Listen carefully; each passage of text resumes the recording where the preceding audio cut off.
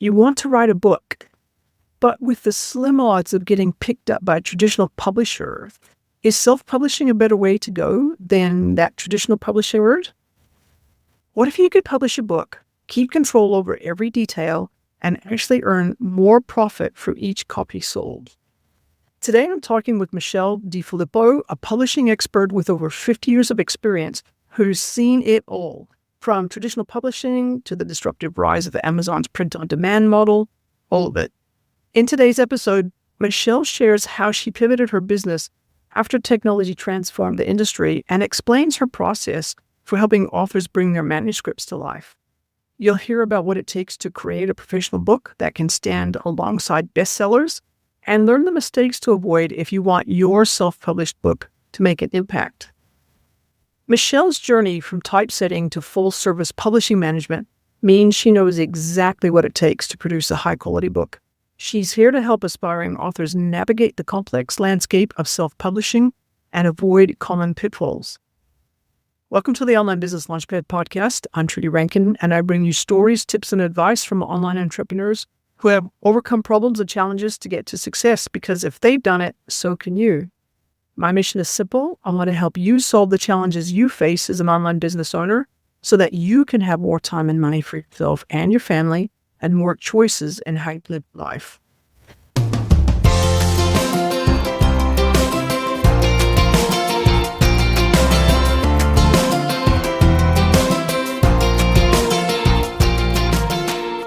Welcome to the Online Business Launchpad podcast. I'm your host, Trudy Rankin.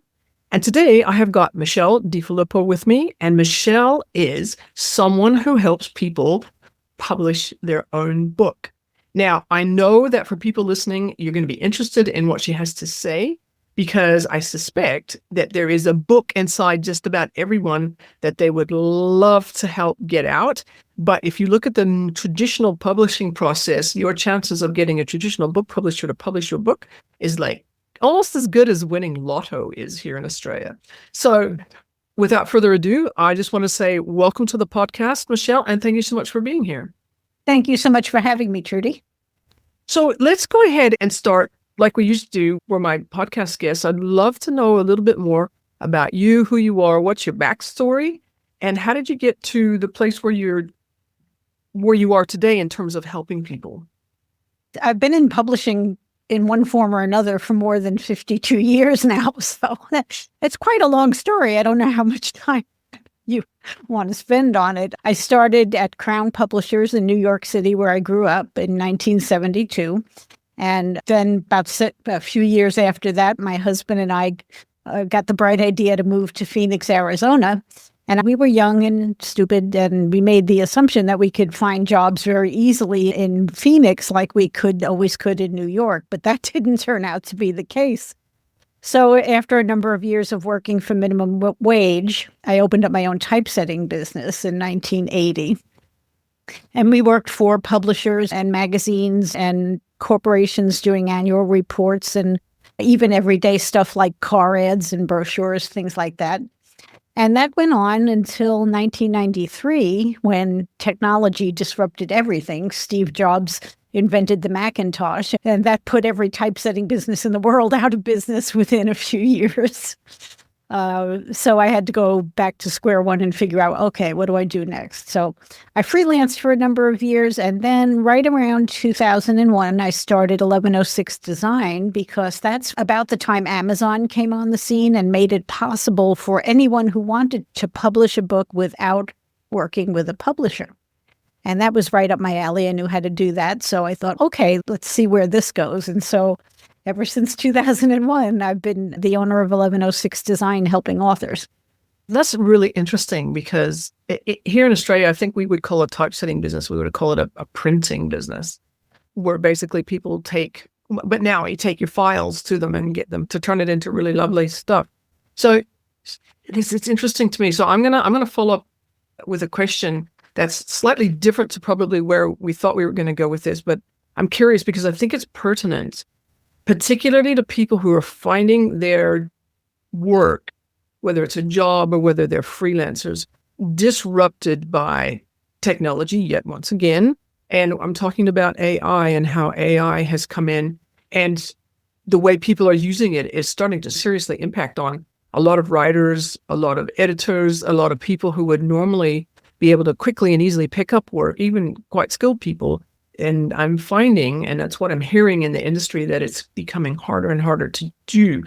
Can you just speak just a little bit more about how you went about dealing with that disruption? You said you put all the typesetting businesses out of business over a period of years. Talk to us a little bit more about the process and the thought process that you went through to actually deal with that disruption. I was very slow to recognize what was happening. That was the biggest problem, because I would follow up with some customers that I hadn't heard from in a while, and they would say, "Oh, I bought a Macintosh, so we won't be needing your services anymore." But a big part of me didn't want to believe that that was what was going to happen to everyone. And part of it was that the early Macintosh computers did not produce what we would have thought of at the time as good, beautiful, crafted typesetting. So to me, it seemed like this is just a toy. This is just a fad. It's going to go away. And then over a number of years, I realized that it wasn't going to go away. And I ultimately wound up taking apart a $35,000 typesetting machine and throwing it in a dumpster. So it's even hard to imagine the pricing back then, right? Imagine paying $32,000 even today for your desktop computer. It's unthinkable. And that was in $1980. Ouch. Yeah, ouch is right. We used to pay $125 for a single font. And so much has changed since then. So you say it took you a while to recognize the writing on the wall. And once you did recognize it, how did you move forward into finding a new way of basically running a business or finding a business? At first, it was a step backwards. I closed the typesetting business and then went back to what I knew, which was freelance graphic design. And I did that for a while. And I just stumbled on a brochure in the library for the Arizona Book Publishing Association. And I went to a couple of meetings, and I learned then that we had something called Amazon all of a sudden. So there's bookends there, right? Because the new technology of which Amazon was a part actually put me into my new business, even though Steve Jobs' Macintosh technology put me out of business a number of years before. So it was interesting in that regard. That's really interesting, because there's quite a road, quite a journey to get to that place. So once you found out that there was a new way of doing things, just talk to us a little bit about the process that you use to help people, because it would be different, a little bit different now maybe than what it was when you first started your business. But what's your process that you use now to help people who have that book inside them? They would really like to get it out, but they want it to look good. People want to be proud of whatever it is they produce. So just talk to us a little bit about that. Sure. When self-publishing first started and I was going to those Arizona Book Publishing Association meetings, everyone understood that the author was going to be the publisher, right? It was expected that the author would do what traditional publishers did. They would hire experts to produce a quality book. And the benefit of them making that investment would be that when a book was sold, they would keep all of the revenue from book sales instead of sharing some of that revenue with a publisher. That was the pitch, if you will, for self-publishing. In the last 20 years, things have gotten much more complicated. And now we have companies that call themselves publishers, but they charge the author to produce the book, and they also take revenue out of their pocket on the back end when a book sells. And that's not advantageous at all to the author. Today, an author can find any model they want, but I would hope that they will remember that real self-publishing means you are in charge and you control your book, and you should get all the revenue in return for an investment. I find that interesting because, and also it's a really powerful argument for actually self-publishing, assuming that you can find somebody who can help you produce a quality book. But I'm just thinking, my brain's ticking away because this is a space that I've got some interest in. And because if you look at the publication of it, yes, you get to keep all of the revenue. But when it comes to the distribution of it, you're paying someone somehow to distribute it And I'm thinking in the back of my mind, I'm thinking Amazon. How do people get your book? Physically get it in their hands. So can you talk just a little bit about the world of actually getting books into people's hands? Sure. At the beginning of self-publishing, before Amazon existed, you would have to print 5,000 or so books in order to get a good unit price, and then you would have to hopefully sell every book that you printed.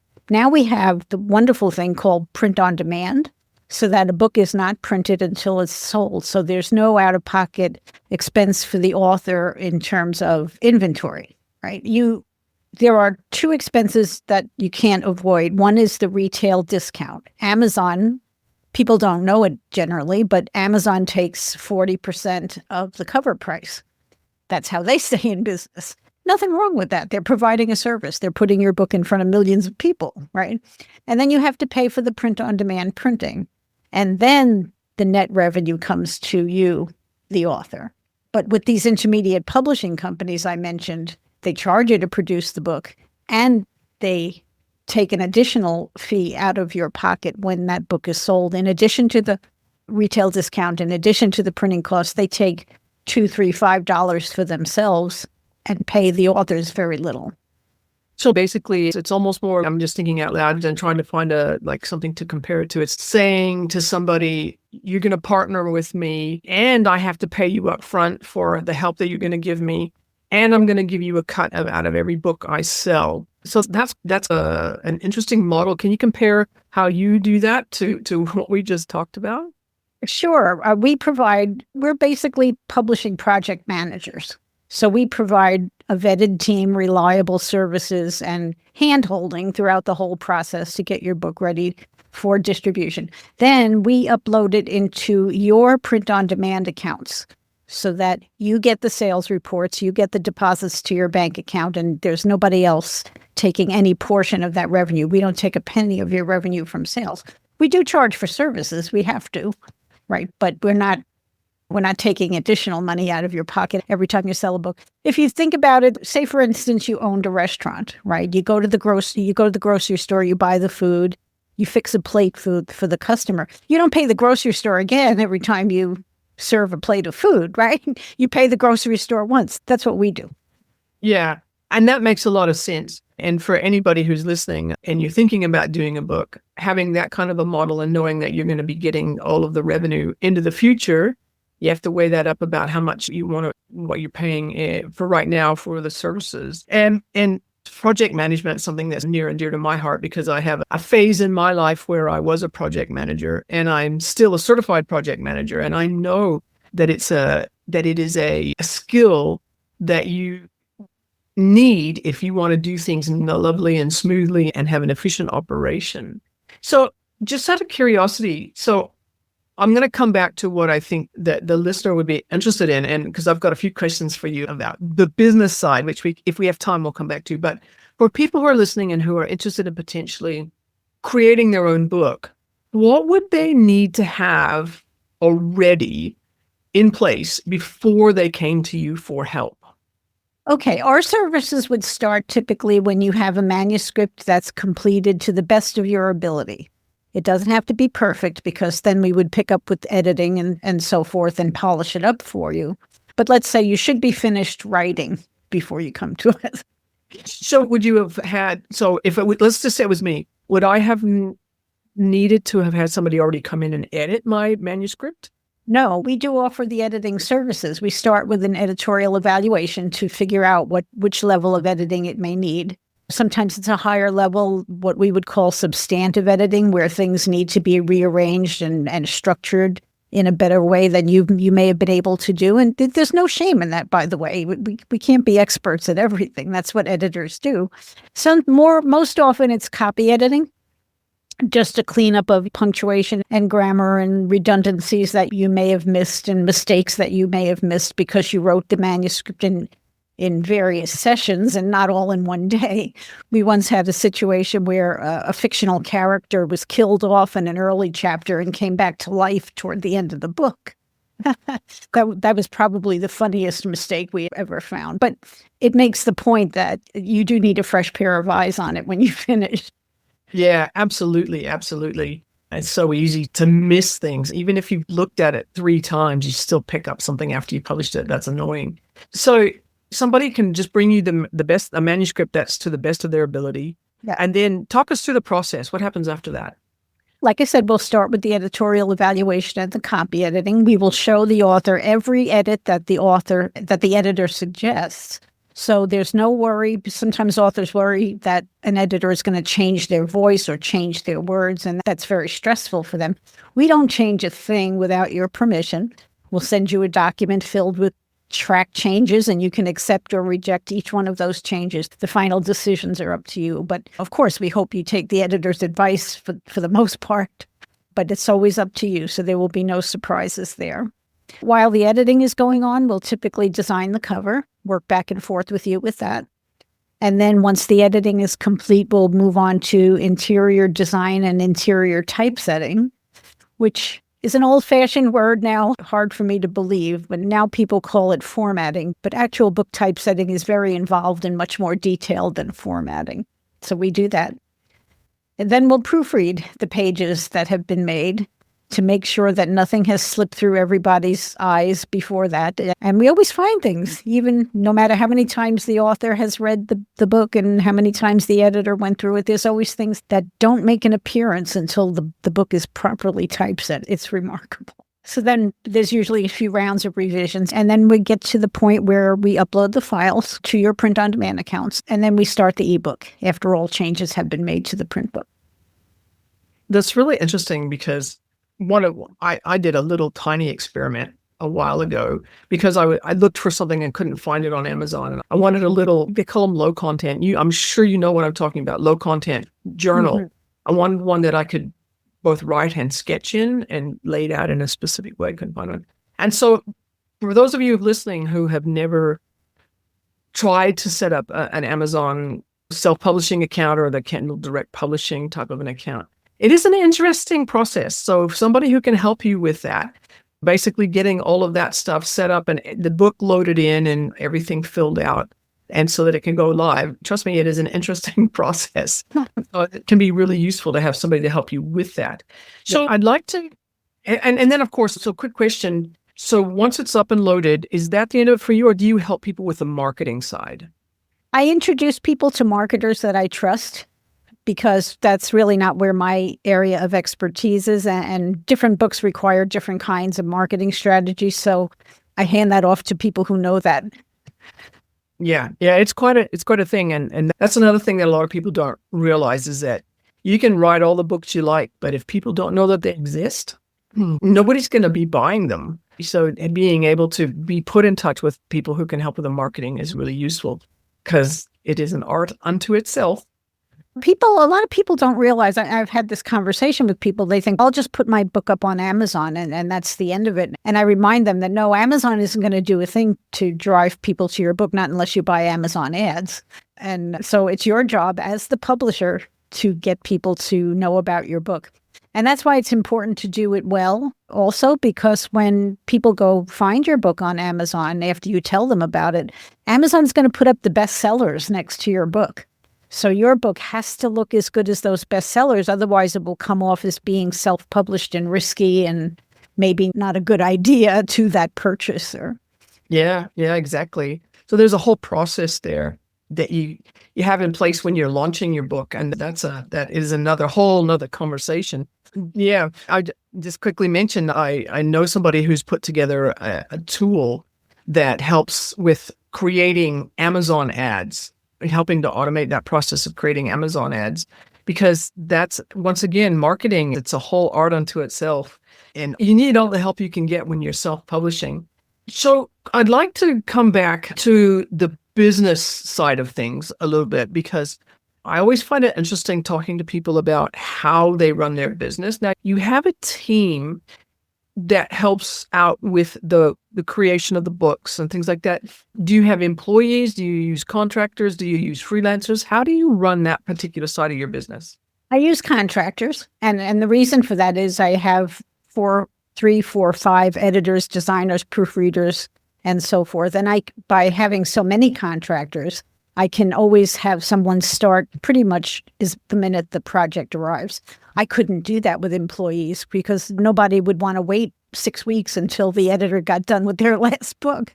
You just can't manage it any other way. So you could think of us as an ad agency where we have the team in place and then we just help the author manage all of the steps and answer all the questions. We'll typically answer 300 messages in the course of finishing a job. So the project management side is a big part of it. And do you have people who are specifically designated to be the project manager? Is it like an account manager or project manager where they're responsible for making sure that particular book goes through all the steps, even though somebody else is doing the work? Yeah, I have 2 project managers actually, and then we use an online collaboration system to keep track of all the tasks and all the due dates and so forth. So just out of sheer curiosity, what system do you use? Nifty. Nifty. I haven't heard of that one. I'll have to look it up and see it. Yeah. Like. We used to use Reich, and then before that we used Basecamp, and every time I see a better idea, I move over. Yeah, because project management, it's really helpful to have a good tool that can help with that. And there's so many out there. So I'm just going to ask a curiosity-based question here. How do you decide that a project management tool is better than the one you've already got? Usually it'll come down to how much they're charging for guests, right? Because our issue is that authors it takes a long time to do a book. So an author may be with us from 4 months to a year. So unfortunately, we left Reich because they decided they wanted to charge $9 per month per guest. And I couldn't afford that because I've got 70 or 80 people at any given time in the system. So that just I couldn't consider that. So Nifty was relatively new. And for the moment, they're not charging for guests. Yeah, that's a problem, isn't it? Just watch the technology and you tend to go from a come on for free, let's do all these things. And then they start to add functionality and they've got to run a business as well. And so pretty soon you're paying for services that used to be free and then it becomes a little bit problematic. So in terms of I'll call it the pipeline, typically how long does it take from the time that somebody says, hey, I've got a manuscript for you, love to have you help me, till their files are loaded up and it's live on Amazon? Typically how long? We've done over the course of doing 4,000 books now, it's typically 4 months, but it can be shorter. If the book is shorter, if there's a deadline that has to be met, we can, of course, expedite it. But 4 months, it can be 6 months. It really depends on how quickly the author responds when we send them something to approve and how many changes they make. So if I have to say anything over and over again, it's please make sure your book is written before you start production. And that's a really good point. And so if somebody is working with you with getting their book produced, how much time would they typically need to allocate over that 4-month period to making sure that they are responding to you on a timely basis? I guess the first step was when they review the edited manuscript, right? And that might take some hours for them to go through everything that the editor found. So that might require probably the biggest chunk of time. They would review cover designs, and that probably doesn't take too much time out of their day to decide whether they like something or don't and what they want instead. The next stage would be interior design. Again, that's not too much of a time commitment because they could just look at the samples we send and decide which one they want best and how they want to change it. Then reviewing the typeset proof of the whole book would probably take some time because I recommend at that point we're sending the typeset pages to our proofreader and to the author at the same time. So I do ask the author to read every word, jot down any changes they see that need to be made. And then when we send them the proofreader's version, then they can compare the two and see if the proofreader found some things that they didn't or vice versa and merge those changes into one document for us to make the corrections. So that's a time chunk there. And it would also be a little tedious, wouldn't it? I'm thinking out loud here. So you'd want to make sure as an author that you set aside enough time to actually do that and reward yourself when you're done, because that no kidding. would be and time to actually focus and be quiet and think. Yeah. That's the most important thing. Yeah. Yeah, no distractions. I want to ask a couple of questions because I hadn't really thought about it too much. And I don't know whether other people have really thought about it too much either who might be listening. Can you just talk just a little bit more about the interior design parts and what is that actually? And what are we looking at there? Sure. This was the way I was trained, right? The book pages have to be designed by somebody before the actual quote unquote formatting or typesetting is done. And that involves just trying to match the voice of the book and the intent of the book. A cookbook is designed different than a history book or a memoir or a novel, but you want to bring some personality into the interior design. At least that's the way we approach it. So you pick the right fonts. You want to come up with alternative ways to do something. You want to, maybe the chapter openers have an image of some sort. If there's tables and charts involved, you want to make sure that they all look the same and they're not just a hodgepodge of things grabbed from the internet somewhere. So there's a lot that goes into the interior design. And then when we get to when a design is approved and we get to typesetting the pages, then that's where true typesetting comes into the mix. And that's where a typesetter will meticulously space every line, every word, every paragraph, and obey about 24 rules that make a book look like a book and not like a Word file. And there's a lot to that because the language doesn't always cooperate to the book page design rules that we have to adhere to. So that's a task. So, yeah, okay. So that's actually making it a lot more clear to me. So it's really about making the whole inside of the book, every page inside the book, look visually appealing and also I assume that it makes it easier to read I can just imagine if everything was higgledy-piggledy, like in a Word document or something, that would make it really hard to read. The reading comprehension is the reason for meticulous typesetting because minute spacing variations like tight and loose lines or paragraphs that end in half a word or a line of type at the end of the paragraph at the top of a page, that all slows the reader down and impedes their comprehension. So we attend to all of those things so that doesn't happen. One of the rules, as an example, is we don't hyphenate a word on the last line of a right-hand page because the reader would have to hold that thought in their mind as they turn the page to get to the back end of that word. And that's a distraction. So we try to avoid that. That's really interesting. So, okay, curiosity question again. So do you do a lot of that yourself or do you have people who help you with that? In terms of, I'm just thinking about the type of person who would enjoy that sort of work. What kind of background would they have? They have to be trained in typesetting, of course. And it's weird because I love typesetting. I know how to do it. And some people would consider it unbearably tedious, but once you get in the flow, it becomes like a Zen experience, and it can be actually quite pleasant to do. Depends on the person.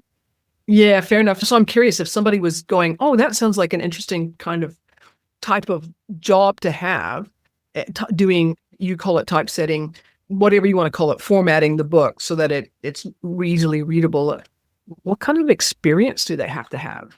Mostly it's on-the-job training because you have to learn the standards wherever you're working. I suppose you should take a course maybe in Adobe InDesign, but even that, just knowing the software isn't enough. You have to know what to do with the software and why you're doing the things you're doing.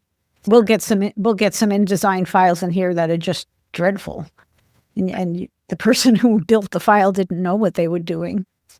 Yeah, fair enough. So I'm just curious because I know people oftentimes will listen to the podcast who are still either they're still career hunting or they're looking for something new or different to get into. And that is a skill set that I hadn't even thought about or considered. Yeah.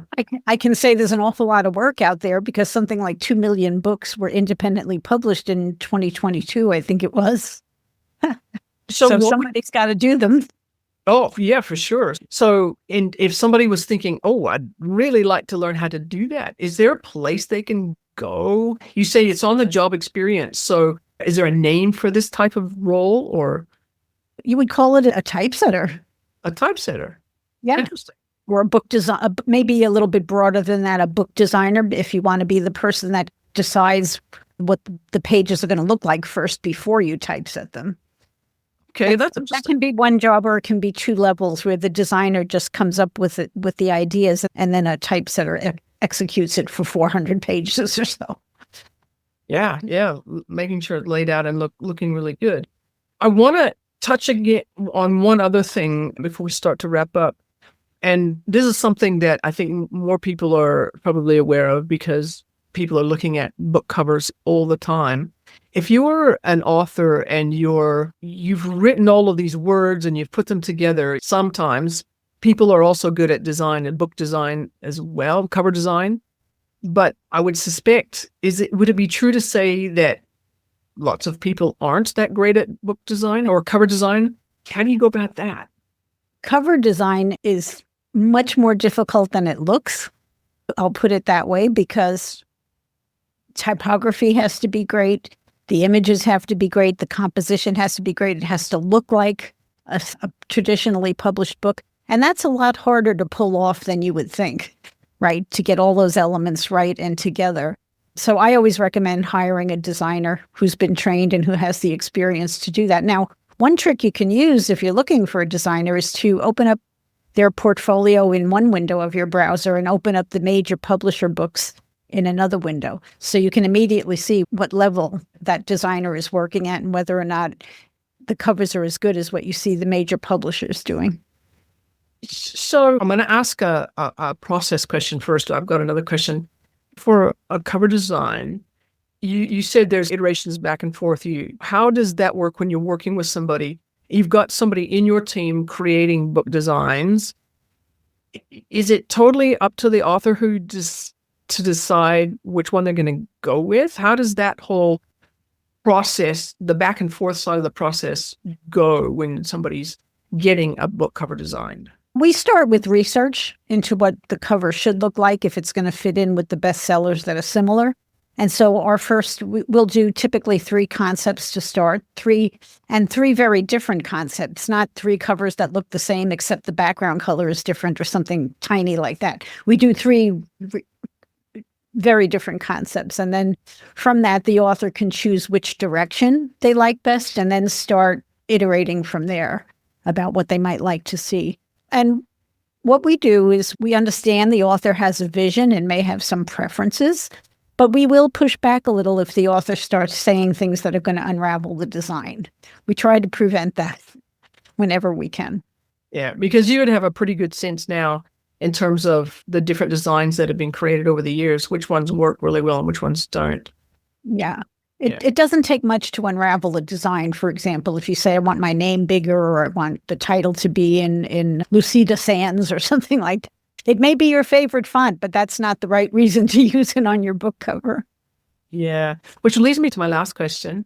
I love children's picture books, right? And I love the way that the text intersects with the images, because the two of those things together create a synergy that's more than just those two things together.